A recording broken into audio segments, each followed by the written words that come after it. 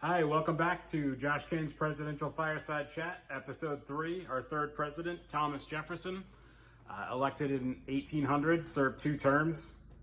Married to Martha Jefferson, but she died in 1782, so long before he became president. She was already passed away. Now, the election of 1800 actually ended in a tie. So by the 4th election, we were already so divided that it actually ended in a tie. And it went to the House of Representatives, and famously Alexander Hamilton weighed in. He hated Aaron Burr, so he put his weight behind electing Thomas Jefferson. So Jefferson wins the election. Burr becomes the vice president. And if you're a fan of the Hamilton musical, I almost feel like, man, maybe I'm crazy, but Burr comes off as almost like a sympathetic character, but he's a jerk. Not only did he kill Hamilton, but he went on to he headed out west and tried to overthrow our government. Basically, he got charged with treason, and he escapes to London for a while, and then he ends up dying, and he's buried in Princeton, New Jersey, near a future president, which we'll get to at some point in the future if you're still watching.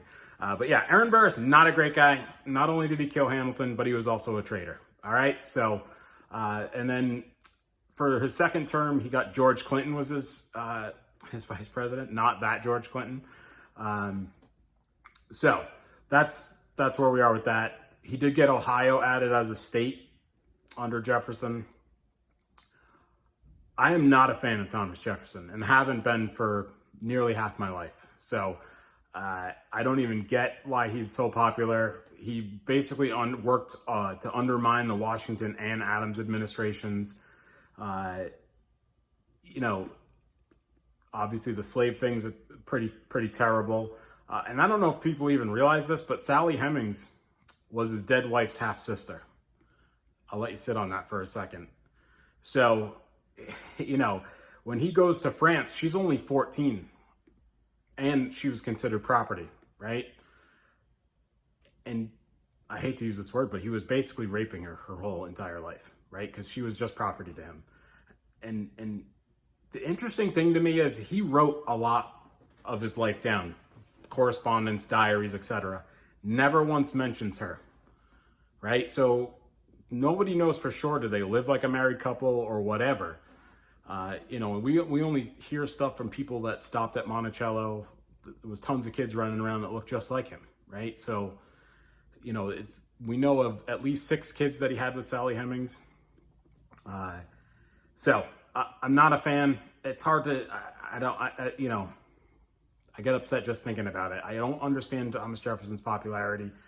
The Louisiana Purchase, a future president, which we'll get to in a future episode, did most of the heavy lifting.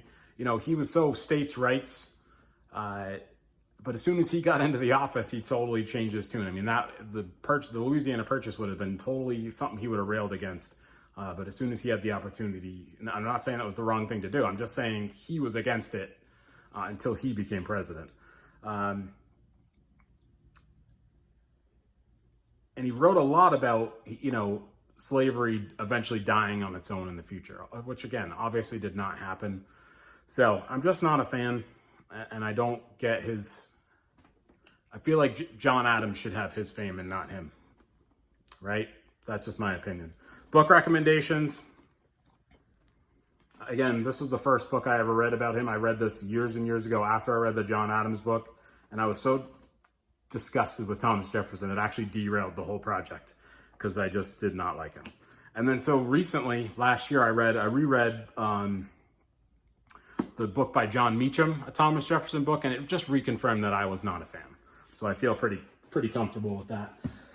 I've never been to Monticello.